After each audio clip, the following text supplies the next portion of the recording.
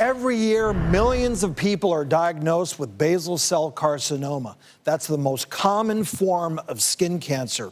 Typically, treatment involves a surgery to remove layers of skin, which can take hours to perform. But there's a new breakthrough procedure that could be a real game changer. Radiation had been used for various things. Now we're using it again for skin cancer. However, we can use low doses of it since skin cancers are generally very superficial. That little red patch, that's actually the tumor what you can see with the naked eye. We actually can do a non-surgical removal of this tumor. We can do something called low doses of radiation. Limits the radiation just to the targeted area. Those are tetracaine drops. The tumor shows up a lot better now.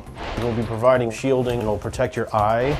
The machine itself is a low-dose radiation therapy system. It provides radiation no deeper than the skin itself. So we are treating the entire depth of the skin and the outer regions of the tumor. You okay?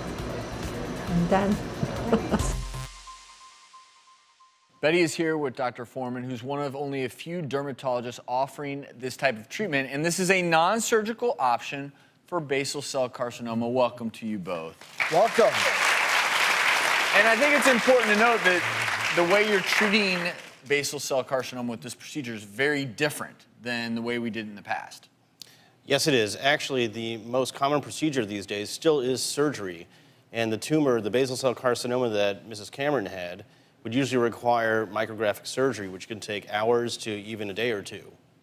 So you're using radiation to kill off the cancerous cells, much like we do for other types of cancer. Exactly.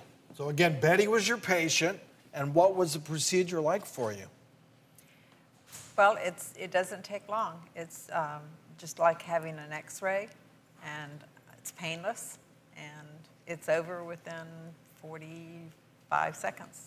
So. But it doesn't entail just one treatment, right? That's For Betty, true. She's going to have multiple treatments to eradicate her cancer. Exactly. We have her come back 12 times over a 4-week span. But throughout the therapy, she has no shots, no blades, no bleeding, no stitches, not even a Band-Aid. Now, have you gone through all the treatments? I've only had 3. So you've so had far. 3 treatments, and I'm looking at you from this distance, see and I'm trying to figure out where was it? It was where I really cannot tell. It was her left lower eyelid, and you really do not see where she had this.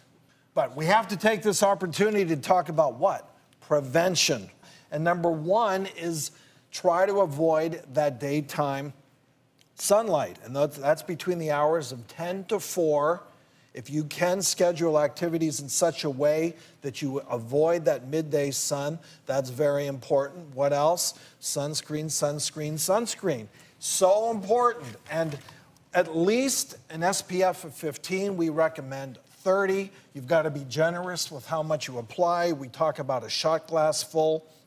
Reapply that sunscreen every 2 hours. And finally, what you can do is wear protective clothing like that. So I see you want that one, Dr. Travis. Well, it will. It'll say UPF 50+. This blocks both UVA and UVB light and is a great way to go because you can't get sunscreen on everywhere, so protective clothing is so important. And for everybody in the audience, our friends from Coolabar are sending you all home with a gift certificate so you can redeem that for one of these sun protective clothing items. Great option. And you look great. Good luck to you, buddy.